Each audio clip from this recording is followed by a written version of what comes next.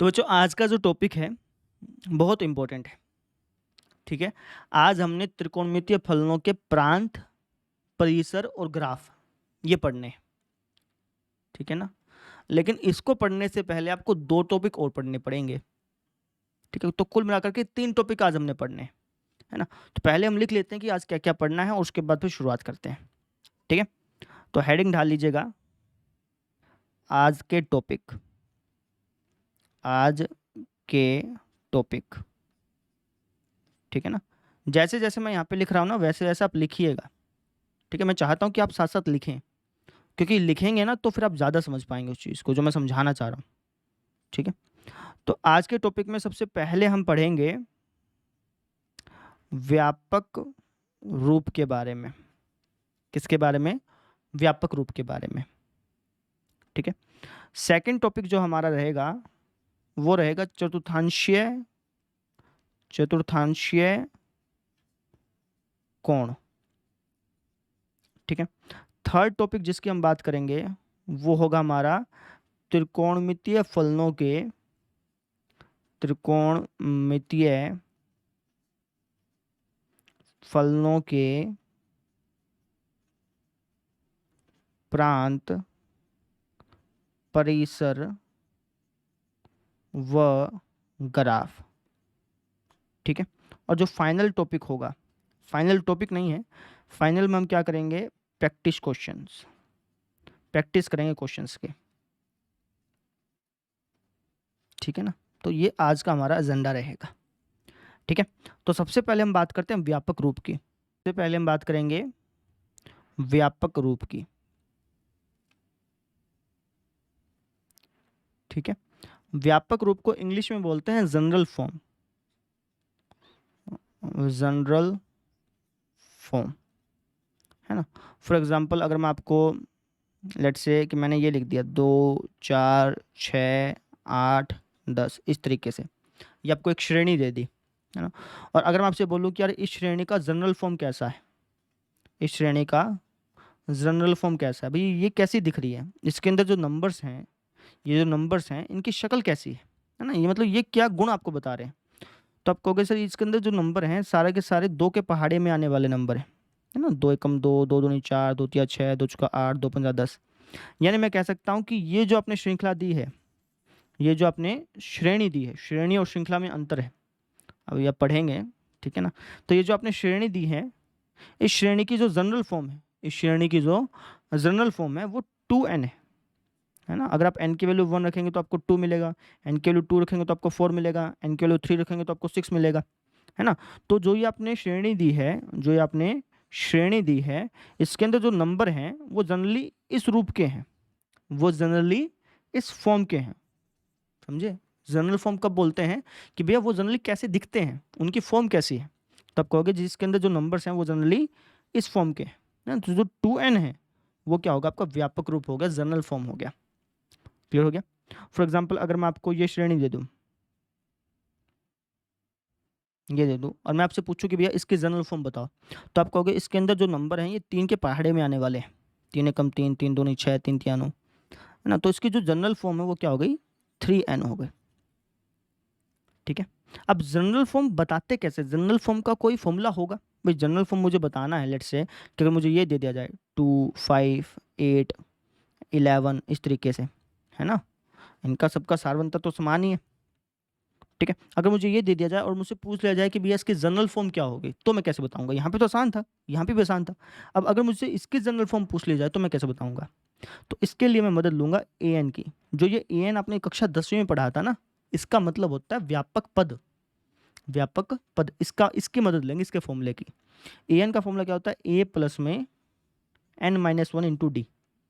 ठीक है ना, अभी चीज़ें क्यों पढ़ा रहा हूँ इसका रीज़न आपको पता चल जाएगा। आपको लग रहा होगा कि यार यहाँ पे तो चैप्टर 5 की बात चलने लग गई। नहीं, ये ज़रूरी है चैप्टर 3 के लिए, है ना। जब हम प्रांत, परिसर, ग्राफ पढ़ेंगे उसमें आपको ये टॉपिक समझना पड़ेगा, ये नहीं समझेंगे तो फिर समझ में नहीं आएगी चीज़ें। ठीक है, इसलिए आपको पढ़ा रहा हूँ। ठीक है ना, तो आप जानते हैं कि an का फॉर्मूला होता है a प्लस में n-1 इंटू डी। और मुझे मान लो कि इसकी जनरल फॉर्म बतानी है ना, इस श्रेणी की जनरल फॉर्म बतानी है, तो मैं कैसे बताऊंगा? फॉर्मूले के अंदर वैल्यू रख दूंगा। तो an तो मुझे पता नहीं भाई, इसका अंतिम पद क्या मुझे कैसे पता? नहीं पता, है ना। अच्छा ए क्या होगा, ए होगा जी हमारा 2, एन हमें पता नहीं है, डी क्या होगा, 5 में से 2 गया 3, तो ए एन हो जाएगा हमारा 2 प्लस में 3n-3, यानी ए एन हो गया हमारा 3n-1, है ना। यानी ये जो आपको श्रेणी दे रखी है, ये जो आपको श्रेणी दे रखी है, ये जो श्रेणी है इसके अंदर जो नंबर हैं वो इस रूप के हैं। आप n की वैल्यू 1 ढालो 2 मिलेगा, 2 ढालो 5 मिलेगा, 3 ढालो 8 मिलेगा। समझ में आ गई। तो जब भी आपको किसी की जनरल फॉर्म बतानी हो, क्या बतानी हो, जनरल फॉर्म बतानी हो, तो आप एन वाला फॉर्मूला लगा करके उसकी जनरल फॉर्म बता सकते हैं। ठीक है, अब इसकी जरूरत इस चैप्टर में कहाँ होगी वो बताता हूँ। तो अब हम बात करते हैं चतुर्थांशीय कोण की। चतुर्थांशीय कोण की बात करने के बाद फिर मैं आपको इसका रीजन बताऊंगा कि ये क्यों पढ़ा। ठीक है ना, ये कहाँ काम आएगा। आ जाओ, सबसे पहले हम बात कर लेते हैं चतुर्थांशीय कोण की। चतुर्थांशीय कोण, ये बहुत ही इंपॉर्टेंट टॉपिक है। ठीक है, चतुर्थांशीय कोण ऐसे कोण होते हैं, चतुर्थांशीय कोण ऐसे कोण होते हैं जो किसी चतुर्थांश में नहीं आते। ठीक है ना, लिख लो, ऐसे कोण, ऐसे कोण जो किसी चतुर्थांश में लाई नहीं करते।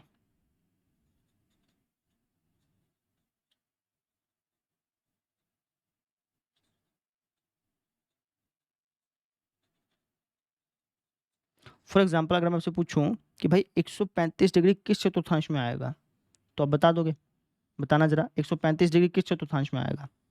आप कहोगे सर 135 डिग्री जो है वो दूसरे चतुर्थांश में लाई करता है, ऐसे कहोगे।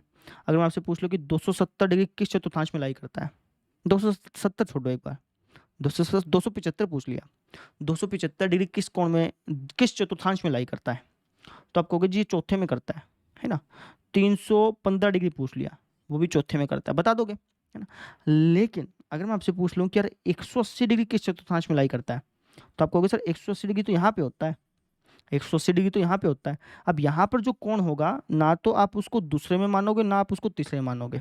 ठीक है ना, कई बच्चों ने पूछा भी था कि सर 180 डिग्री कहाँ लाई करता है। जब मान लो कि क्वेश्चन में आ गया कि कोस 180 डिग्री का मान बताओ, अब आपने तो फॉर्मूला हमें ये बता रखा है कि इसको 90 के टर्म में लिख लो, है ना। लेकिन अगर हम देखें तो 180 डिग्री तो यहाँ पे आता है, तो 180 डिग्री किस चतुर्थांश में लाई करता है, दूसरे में या तीसरे में, है ना। तो बेटा जो 180 डिग्री है ना, ये किसी भी चतुर्थांश में लाई नहीं करता। समझो, इसको हम क्या बोलते हैं, चतुर्थांशीय कोण बोलते हैं, कई अक्षीय कोण भी बोल देते हैं, है ना। ये ऐसे कोण हैं जो अक्षों पे लाई करते हैं। कहाँ लाई करते हैं, अक्षों पर, है ना। कोई अगर आपसे पूछ ले कि भैया 270 डिग्री किस चतुर्थांश में आएगा, तीसरे में कि चौथे में, तो आप उसको बताना कि भैया 270 डिग्री जो है ना तीसरे में आता है ना चौथे में आता है। ये बेसिकली नेगेटिव वाई एक्सिस पे आता है, नेगेटिव वाई एक्सिस पे, है ना, ऐसे कह देना। समझ में आ गई। जो ये 90 डिग्री है, 180 डिग्री है, 270 डिग्री है, 360 डिग्री है, ये किसी भी चतुर्थांश में नहीं आते, किसी भी चतुर्थांश में नहीं आते।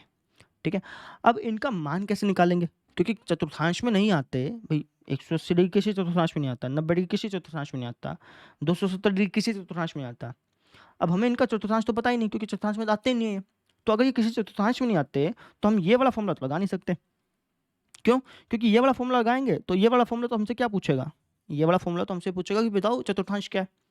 जबकि 90 डिग्री, 180 डिग्री, 270 डिग्री ये तो किसी चतुर्थांश में तो आते ही नहीं है ना। तो जब हमें प्रश्न में चतुर्थांशीय कोण मिल जाए, जब हमें प्रश्न में चतुर्थांशीय कोण मिल जाए और उसका हमें त्रिकोणमितीय अनुपात बताना हो, उसका हमें त्रिकोणमितीय अनुपात बताना हो, तो हम ये फॉर्मूला नहीं लगाएंगे।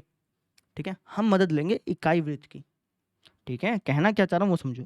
अगर आपसे कोई पूछ ले कि भैया कोस 270 डिग्री का मान बताओ, तो आप इसको इस फॉर्मूले से नहीं बताओगे, कि बता ही नहीं सकते ना।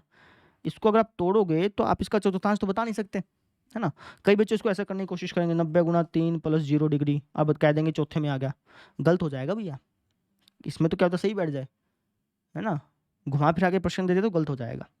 तो जब भी आपको प्रश्न में चतुर्थांशीय कोण दे दिया जाए, जैसे इसमें दिया है, तो आप क्या करेंगे, इकाई वृत्त की मदद लेंगे। इकाई वृत्त आजा भाई, इसकी मदद लेंगे। इसकी मदद कैसे लेंगे, याद दिलाता हूँ। देखो, इकाई वृत्त की दो खास बातें हमने पढ़ी थी। एक खास बात हमने ये पढ़ी थी कि जो इकाई वृत्त होता है इसकी जो त्रिज्या होती है वो 1 इकाई होती है। तो इसकी वजह से ये जो पॉइंट हुआ इसके निर्देशांक हो जाएंगे 1,0, इसके निर्देशांक हो जाएंगे 0,1, इसके निर्देशांक हो जाएंगे -1,0 और इसके निर्देशांक हो जाएंगे x की वैल्यू 0, y की वैल्यू -1, है ना। ऐसे ये पार्ट हमने पढ़ी थी।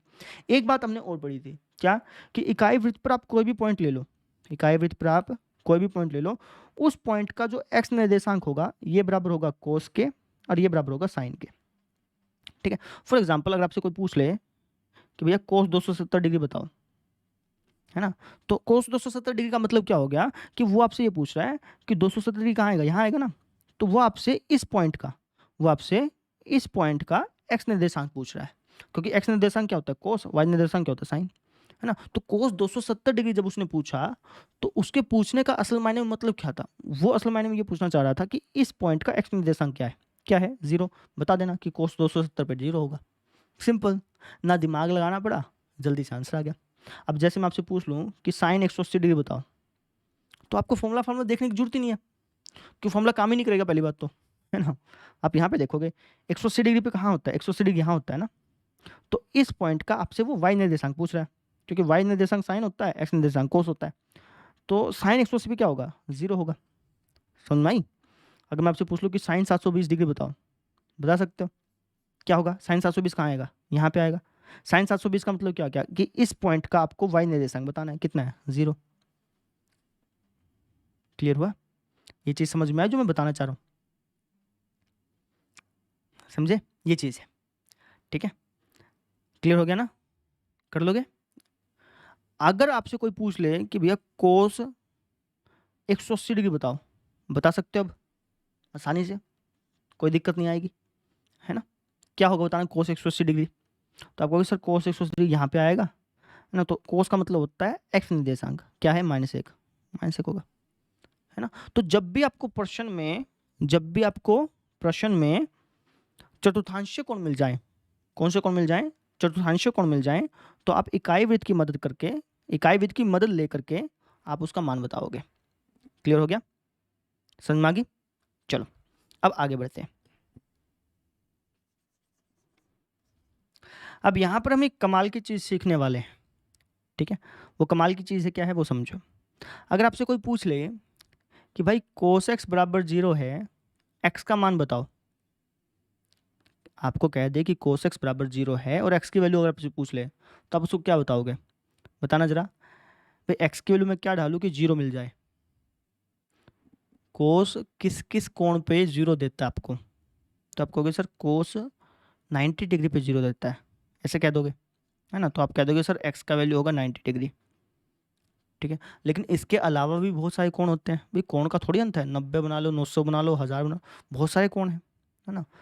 तो आपसे कोई कह दे कि यार 90 डिग्री तो तुमने चलो ठीक बताया कि भाई कोस 90 डिग्री पे 0 होता है, और कौन बताओ, तो और कौन कैसे बताओगे, इसी इकाई वृत्त की मदद से बताओगे। कैसे, हमें पता है कि कोस क्या होता है हमारा, एक्स निर्देशांक होता है।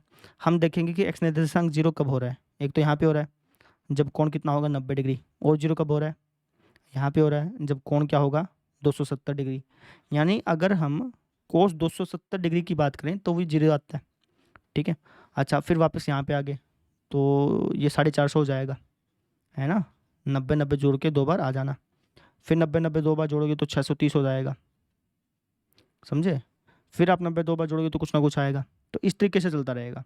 मतलब ये सारे ऐसे कोण हैं 90 डिग्री, 270 डिग्री, 450 डिग्री, 630 डिग्री, ये सारे के सारे ऐसे कोण हैं जिसमें हमें कोस क्या देता है 0 देता है। यहाँ तक बात समझ में आ गई।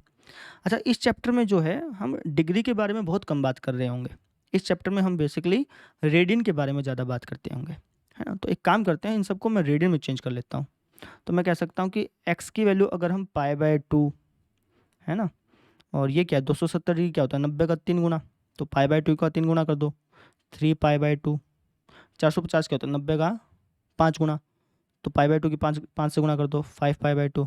आप चाहो तो इसको डिग्री को रेड में चेंज करना आता है, लेकिन उसमें टाइम बहुत ज़्यादा लगेगा। तुम ऐसे ध्यान रख लो ना कि ये 90 को π/2 बोलते हैं अपने को, इतना तो पता ही होगा तुमको। तो 270 क्या होगा इसका 3 गुना, 3π/2, 5π/2, और ये क्या हो जाएगा 7π/2, है ना। इससे आगे क्या होगा 9π/2, ठीक है ना, दो दो बढ़ रहा है देखो, 3 फिर 5 फिर 7 फिर 9, 2 2 बढ़ रहा है, ठीक है ना।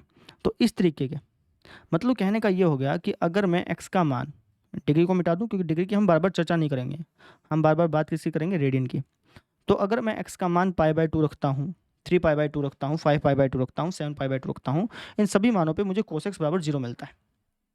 ठीक है, अगर मैं आपसे कह दूँ कि अरे मुझे है ना, आपने बता तो दिया ठीक है, मुझे इसकी जनरल फॉर्म बता दो। भाई अगर मुझे किसी को बताना हुआ कि यार कोस किस किस कोण पे हमें 0 देगा, तो मैं ये सारे थोड़ी बता पाऊंगा, ये तो बहुत सारे अनंत हैं, चलते रहेंगे। इसकी जनरल फॉर्म बता दो, इसकी क्या बता दो, जनरल फॉर्म। तो जनरल फॉर्म तो तुम्हें पता करनी आती है, किस फॉर्मूले से कर सकते हो, an वाले फॉर्मूले से।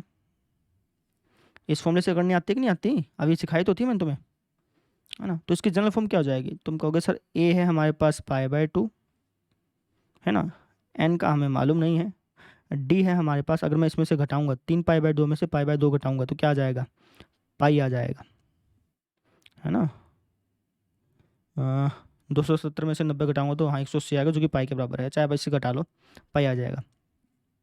ठीक है, अब सॉल्व कर लो, अब क्या और क्या, तो हो जाएगा an equal to π/2 plus pi n minus pi, π/2 में से पाई गया तो क्या बच जाएगा हमारा, ये बच जाएगा -π/2। भाई 90 में से 180 गया तो -90 बचेगा ना, -90 को ऐसे लिख सकते हैं। रेडियन में सोचना चालू कर दो, डिग्री को भूलना चालू कर दो, रेडियन में जितना ज़्यादा सोचोगे उतना बढ़िया रहेगा तुम्हारे लिए। ठीक है, तो एक काम करता हूँ, मैं यहाँ से एक काम कर लेता हूँ, π/2 कॉमन लेता हूँ, क्योंकि 180 डिग्री है ना, तो अपन π/2 कॉमन ले सकते हैं। π/2 अगर मैं कॉमन लूँगा तो यहाँ पे बच जाएगा मेरे पास 2n माइनस 1। क्यों, क्योंकि π/2 की 2n से मल्टीप्लाई करूँगा तो पाई n ही आएगा, चेक करके देख लो, है ना। तो इसका मतलब ये हो गया, ये जितने भी मैंने एंगल्स लिखे हैं इनकी जो जनरल शक्ल है वो किससे मिलती है, इससे मिलती है, इससे मिलती है। an को मिटा देते हैं, इन सब की जो जनरल शक्ल है वो ये है, ये है।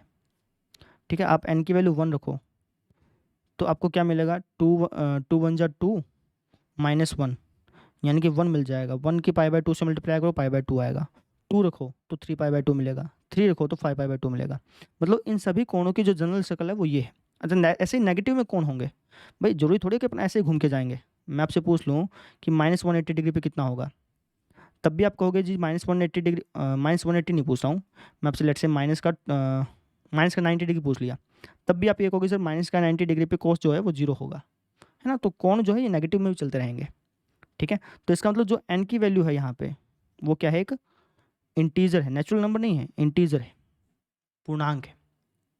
समझ में आ गई, कहने का मतलब समझो, ये थोड़ा सा डीप टॉपिक था, थोड़ा सा था, ज़्यादा महंगा नहीं था ये।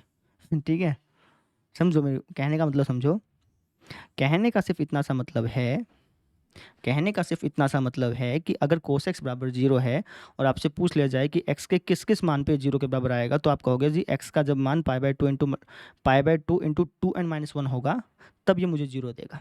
2n-1 मतलब जब π/2 जो है किसी ओड नंबर से मल्टीप्लाई हो रहा होगा, है ना। जब π/2 का मल्टीपल, जब π/2 का मल्टीपल एक ओड नंबर होगा, ओड मतलब विषम संख्या, ये विषम संख्या को दर्शाता है। ठीक है ना, सम संख्या को दर्शाता है 2n, विषम संख्या को दर्शाता है 2n-1। और जब मैं प्राकृत संख्या की बात करता हूँ तो प्राकृत संख्या की जनरल फॉर्म होती है n। याद रख लें, जब भी सम संख्या की जनरल फॉर्म की बात होगी तो आपको 2n ध्यान रखना है। विषम संख्या की जो जनरल फॉर्म होती है ना वो ये होती है, और प्राकृत संख्या की जनरल फॉर्म ये होती है। ठीक है, समझ में आई। तो यहाँ पर मैंने क्या कहा कि जब हम π/2 का एक ओड मल्टीपल लेंगे, जब हम π/2 का एक ओड मल्टीपल लेंगे, जैसे π/2 ले लिया या 3π/2 ले लिया, 5π/2 ले लिया, ये सारे के सारे ओड मल्टीपल ही तो हैं, विषम संख्या से तो गुणा कर रहे हैं। तो जब हम π/2 का एक ओड मल्टीपल लेंगे तो कोस हमें 0 देगा, ये बात मैं बताना चाह रहा हूँ, है ना। π/2 पे, 3π/2 पे, 5π/2, 7π/2, 9π/2, 11π/2, इन सब पे क्या मिलेगा हमें, कोस 0 मिलेगा। क्लियर हो गया। अब ये क्यों पढ़ रहे हैं इसका रीज़न आपको धीरे धीरे करके पता चलेगा, इकट्ठा बता दूंगा समझ नहीं आएंगी चीज़ें। यहाँ तक बात नोट करो, ठीक है, ये वाली बात समझ में आ गई, चलो ठीक है जी। अब साइन एक्स की बात करते हैं। साइन एक्स 0 कब कब होता है, आप देख के बताओ। तो आपको सर साइन एक्स 0 होता है एक तो 2 पाई पे और एक अपना पाई पे, है ना। पाई पे, 2 पाई पे, फिर वापस से यहाँ पे आएंगे तो 3 पाई पे, नहीं समझे, 4 पाई, 5 पाई, 6 पाई, ऐसे यहाँ पर जीरो हो रहा है ना। तो यहाँ पर जल्दी पता चल गया, जब x का मान क्या होगा, पाई, 2 पाई, 3 पाई, 4 पाई, ऐसा होगा तब हमारा क्या होगा, साइन एक्स बराबर जीरो देगा। ठीक है ना। अगर मैं इसकी जनरल फॉर्म पूछूं तो आप कहोगे सर सारे के सारे पाई के मल्टीपल हैं, तो फॉर्मूले का यूज़ भी नहीं करना पड़ेगा। आप चाहो तो एन का फॉर्मूले का यूज़ कर सकते हो, है ना। बिना फॉर्मूले के मैं बता देता हूँ, इसकी जो शक्ल है वो एन पाई होगी।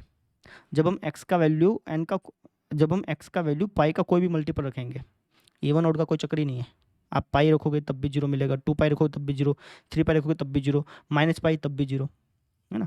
तो अगर आपसे कोई पूछ ले कि अगर साइन एक्स बराबर जीरो है तो एक्स का मान बताओ, तो आप क्या कहोगे जी, एक्स का मान होगा एन पाई, जहाँ पे एन क्या है, कोई ना कोई पूर्णांक है। ठीक है, अगर ये दो चीज़ें समझ में आ गई ना, आधा चैप्टर आपने वैसे ही निपटा दिया।